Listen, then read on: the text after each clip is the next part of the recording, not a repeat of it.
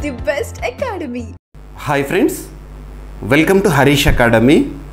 ఈరోజు వార్తలు నిలిచిన జాతీయ, అంతర్జాతీయ, రాష్ట్రీయ అంశాల గురించి, వార్తలు నిలిచిన వ్యక్తులు, అవార్డులు, పుస్తకాలు, మరి క్రీడా సంబంధిత సమాచారం, ఒక్కొక్క అంశాన్ని వివరంగా తెలుసుకుందాం. ఈరోజు ఫస్ట్ టాపిక్ వచ్చేసి పోటీ పరీక్షలకు ప్రిపేర్ అవుతున్న ప్రతి ఒక్క అభ్యర్థి రానున్న పోటీ పరీక్షలను దృష్టిలో ఉంచుకొని ఏ పోటీ పరీక్షన కానివ్వండి, ఏ స్థాయి పోటీ పరీక్షన కానివ్వండి, తప్పనిసరిగా చదవాల్సిన కొన్ని ముఖ్యమైన అంశాలు ఉంటాయి. అంటే ఆ టాపిక్స్ నుండి క్వశ్చన్స్ లేకుండా మనం క్వశ్చన్ పేపర్ని ఎక్స్పెక్ట్ చేయలేము. అలాంటి టాపిక్స్ని మనం ఎలా గుర్తుపట్టాలంటే లాస్ట్ 6 months ఆర్ 1 yearలో రెగ్యులర్గా రిపీటెడ్గా వార్తలు నిలుస్తున్న అంశాలు. ఉదాహరణ తీసుకుంటే వార్తలు నిలుస్తున్న విన్యాసాలు, డిఫెన్స్ రిలేటెడ్ టాపిక్. ఏదైనా ఒక విన్యాసం గురించి మనం డిస్కస్ చేసేటప్పుడు ఏ పాయింట్స్ పైన మనం ఫోకస్ చేయాలంటే ఆ విన్యాసం యొక్క పేరేంటి. ఇప్పుడు మనకు ఎక్వెరిన్ అనే ఎక్సర్సైజ్ వార్తల్లోకి వచ్చింది అలా. సో విన్యాసం యొక్క పేరు, ఎన్ని దేశాలు పార్టిసిపెంట్స్ అంటే ఎన్ని దేశాలు అందులో పాల్గొంటాయి, ఆ దేశాల పేర్లేంటి, త్రివిధ దళాల్లో ఎవరికి సంబంధించింది, త్రివిధ దళాలు అంటే ఏంటి, ఆర్మీకి సంబంధించిందా, నావీకి సంబంధించిందా, ఎయిర్ ఫోర్స్కి సంబంధించిందా, అలాగా. మరి ఈ సంవత్సరం జరుగుతున్న ఈ విన్యాసము ఎక్కడ జరుగుతోంది, ఎవరు ఆతిథ్యం ఇస్తున్నారు. నెక్స్ట్ వచ్చేసి ఈ సంవత్సరం జరుగుతున్న విన్యాసము ఎన్నవ ఎడిషన్ మరియు మొట్టమొదటిసారి ఈ విన్యాసము ఈ పేరుతో ఎప్పుడు స్టార్ట్ అయింది. ఈ పాయింట్స్ మనం చూడాల్సి ఉంటుంది. ఓకేనా. సో ఇక్కడ అబ్జర్వ్ చేస్తే వార్తలు నిలిచిన విన్యాసం పేరు వచ్చేసేసి ఎక్వెరిన్, ఎక్సర్సైజ్ ఎక్వెరిన్ అంటే ఫ్రెండ్షిప్ అనే అర్థాన్ని ఇస్తుంది. ఎన్ని దేశాలకు సంబంధించింది, 2 దేశాలకి సంబంధించి. ఏంటా 2 దేశాలంటే భారత్ మాల్దీవ్స్ 2 దేశాలకి సంబంధించింది. భారత్ మాల్దీవ్స్. త్రివిధ దళాల్లో ఎవరికి సంబంధించింది అంటే ఆర్మీ సైనికులకు సంబంధించింది. ఇప్పుడు చూడండి, ఎక్సర్సైజ్ ఎక్వెరిన్ అనేది భారత్ మాల్దీవ్స్ 2 దేశాలకు సంబంధించిన సంయుక్త సైనిక విన్యాసం, గుర్తుపెట్టుకోండి. మరి ఈ సంవత్సరం జరుగుతున్న విన్యాసం వెన్యూ, ఎవరు హోస్ట్ అంటే మాల్దీవ్స్. ఈసారి మాల్దీవ్స్లో జరుగుతుంది. నెక్స్ట్ టైం జరిగే ఎక్వెరిన్ ఎక్సర్సైజ్ ఎక్కడ జరుగుతుంది, ఇండియాలో. మళ్ళీ మాల్దీవ్స్, ఇండియా, అలాగా.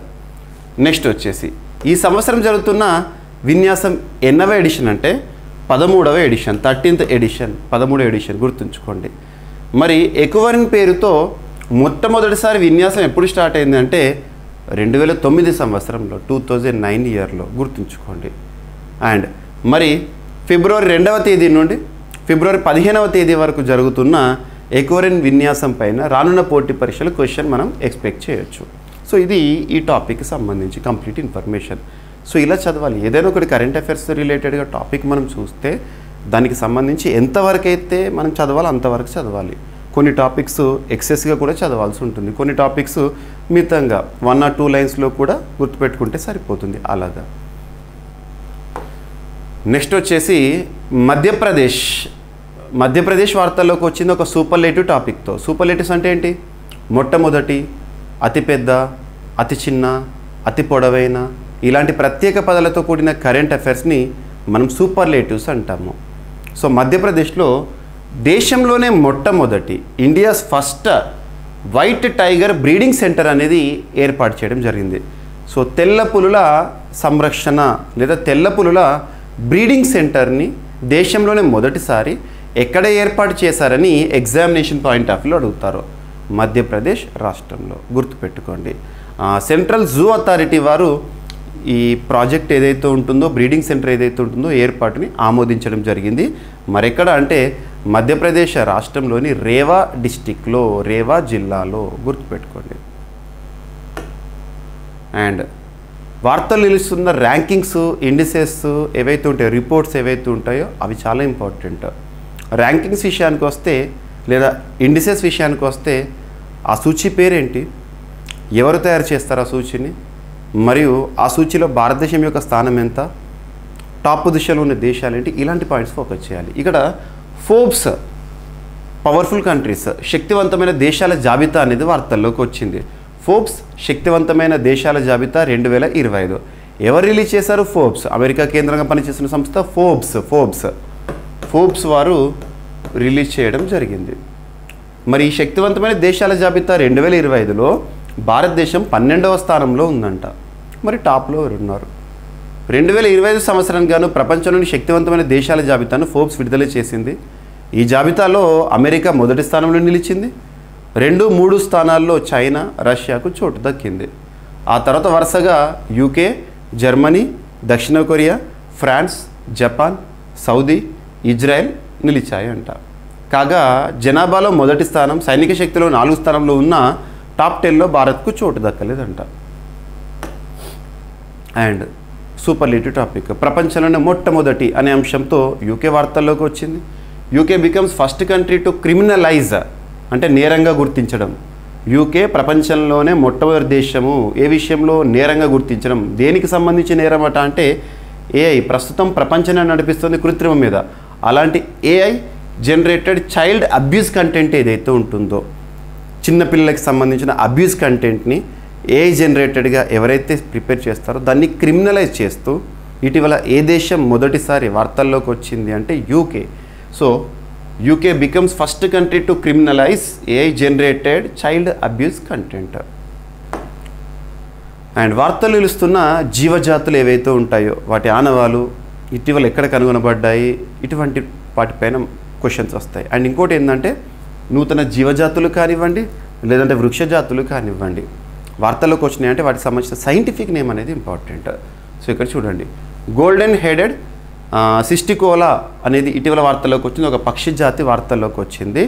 ఎక్కడ కనుగొన్నారు దీన్ని అట, ఎక్కడ కనిపెట్టారు దీన్ని అంటే, ఎక్కడ దీని యొక్క జాడ చూడడం జరిగింది అంటే కేరళ రాష్ట్రంలోని ఇడుక్కిలో ఉన్న మతికెట్టన్ షోలా నేషనల్ పార్కులో ఇటీవల ఒక పక్షి జాతిని కనుగొన్నారు, సిస్టికోలా జాతి. సో సిస్టికోలా ఎగ్జిలిస్ అనేది దీని యొక్క సైంటిఫిక్ నేమ్ ఖచ్చితంగా గుర్తుపెట్టుకుని తీరాల్సిందే. And smallest species of cat అనొచ్చు.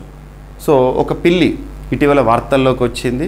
ఆ పిల్లి ఆనవాళ్ళను మొదటిసారి ఎక్కడ గుర్తించారు అంటే బెంగాల్లో గుర్తించారు. బెంగాల్లోని పురులియా డిస్టిక్ ప్రాంతంలో. For the first time ever the elusive rusty spotted cat was found. Rusty spotted cat, దాని యొక్క పేరు ఏంటంటే ప్రయోనెలురస్ రుబిగినస్. ఇటీవల వార్తల్లోకి వచ్చింది. అది ఏంటి అంటారు, ఒక పిల్లి జాతి. దాన్ని ఎక్కడ అంటే బెంగాల్లో గుర్తించారు, గుర్తుపెట్టుకోండి. అండ్ గంబుషియా చేపల గురించి మనం చదువుతూనే ఉంటాం. వీటిని కొన్ని దేశాలు నిషేధించాయి. మన భారతదేశంలో ఇటీవల దోమలు వీటి కట్టడి కోసం వీటిని వినియోగించడం చూసాము. ఎన్జిటి కేంద్ర ప్రభుత్వానికి నోటీస్ ఇష్యూ చేయడం జరిగింది. ఎన్జిటి అంటే నేషనల్ గ్రీన్ ట్రిబ్యునల్, భారతదేశంలో పర్యావరణ సంబంధిత అంశాలపైన పనిచేసే సంస్థ. సో ఇక్కడ అబ్జర్వ్ చేస్తే mosquito fish band in Australia and New Zealand, used in India for fighting mosquitoes. NGT issues notice. The states which stored and released mosquito fish were Assam, Arunachal Pradesh, Gujarat, Karnataka, Maharashtra, Rajasthan, Tamil Nadu, Uttar Pradesh, Odisha, Punjab, Andhra Pradesh. So ఈ దోమలకి సంబంధించి ఆ దోమల గుడ్లు కానివ్వండి ఉంటాయి కదా, వాటిని తింటాయి ఇవి. సో సింపుల్గా చెప్పాలంటే దోమలను అడ్డుకట్ట వేయడానికి ఈ ఫిషెస్ని రిలీజ్ చేస్తూ ఉంటారు. దీని విషయంలో ఎన్జిటి నేషనల్ గ్రీన్ ట్రిబ్యునల్ సెంటర్కి నోటీస్ జారీ చేసింది. Use of invasive fish species. So fish చేపలు, అందులో గంబుసియా అఫినిస్ అండ్ పోయసిలా రెటికులేటా. దివ్యాంగులంతా పరీక్షల్లో స్క్రైబ్ సహాయం తీసుకోవచ్చు. స్క్రైబ్ అంటే ఏంటంటే దివ్యాంగులు, చూపు లేనివారు, కంటి చూపు సమస్య ఉన్నవారు ఎవరైతే ఉంటారో ఎగ్జామినేషన్ రాయలేరు కదా, వాళ్ళకు తోడుగా స్క్రైబ్ని తీసుకోవచ్చు. స్క్రైబ్ అంటే వాళ్ళు చెప్తూ ఉంటారు, వాళ్ళు చెప్పింది రాయడం అన్నట్టు, ఆ రిప్రజెంటేషన్ చేయడము. So scribe. సో దాని విషయంలో స్క్రైబ్ విషయంలో సుప్రీంకోర్టు మార్గదర్శకాలు జారీ చేసింది. ఇక నుంచి దివ్యాంగులంతా పరీక్షలు రాయడానికి స్క్రైబ్ల సహాయాన్ని తీసుకోవచ్చని సుప్రీంకోర్టు పేర్కొంది. 40% నిర్దిష్ట వైకల్యం ఉందా లేదా అనే అంశంతో సంబంధం లేకుండా స్క్రైబ్ సహాయం పొందవచ్చని తెలిపింది. బెంచ్ మార్క్ వైఫల్యం ఉన్న వ్యక్తులకు ఉండే ప్రయోజనాలను పరిమితులు లేకుండా సిడబ్ల్యూడి అభ్యర్థులు అందరికీ అమలు చేయాలని స్పష్టం చేసింది. గుర్తుంచుకోండి, కేంద్రానికి మార్గదర్శకాలు ఏంటంటే బెంచ్ మార్క్ వైకల్యం ఉన్న వారికి ఉండే అన్ని ప్రయోజనాలను ఎలాంటి పరిమితులు విధించకుండా దివ్యాంగులైన అభ్యర్థులు అందరికీ వర్తింపచేయాలి. 2022 ఆగస్టు 10న జారీ చేసిన ఆఫీస్ మెమోరాండంను పునఃపరిశీలించాలి. సో ఇలా ఇచ్చారు. ఇక్కడ మనకు దివ్యాంగులకు సంబంధించి ముఖ్యంగా దివ్యాంగులు అంటే చేతులు పనిచేయని వాళ్ళు కానివ్వండి, కాళ్ళు పనిచేయని వాళ్ళు కానివ్వండి, కంటి చూపు లేని వారు కానివ్వండి, ఎవరైనా దివ్యాంగులే, పర్సన్స్ విత్ డిజేబిలిటీ.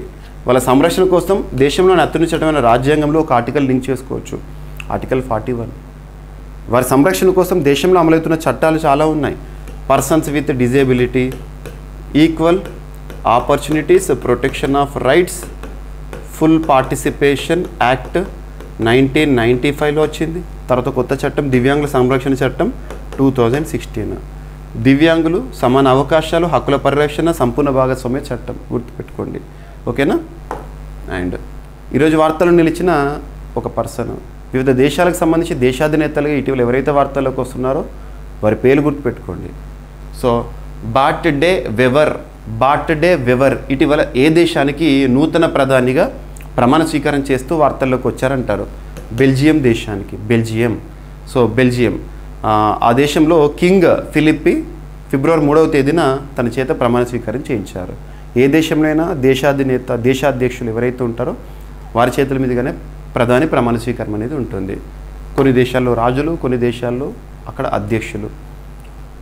చంద్రికకు గ్రామీ పురస్కారం అనేది దక్కడం జరిగింది. 67th ఎడిషన్ ఉత్సవం ఇటీవల అరెనాలో జరిగింది, లాస్ ఏంజలీస్లో. అందులో ప్రముఖ వ్యాపారవేత్త, అమెరికన్ గాయని చంద్రికా టాండన్ గ్రామీ పురస్కారాన్ని పొందడం జరిగింది. భారత సంతతి వ్యక్తి, గుర్తుపెట్టుకోండి. ఓకేనా? సో ఈరోజు అంశాలను ర్యాపిడ్గా చూస్తే, ఎక్సర్సైజ్ ఎక్వెరిన్ భారత్ మాల్దీవ్స్ సంయుక్త సైనిక విన్యాసం. మధ్యప్రదేశ్లో దేశంలోని మొట్టమొదటి వైట్ టైగర్ బ్రీడింగ్ సెంటర్ ఏర్పాటు. ఫోర్బ్స్ శక్తివంతమైన దేశాల జాబితాలో భారత్ 12వ స్థానము. అండ్ ప్రపంచంలో యూకే మొట్టమొదటి దేశంగా వార్తల్లోకి వచ్చింది to criminalise AI generated child abuse content. And ఇటీవల గుర్తించబడిన ఒక కొత్త పక్షి జాతి సిస్టికోలా ఎగ్జలిస్ కేరళలో.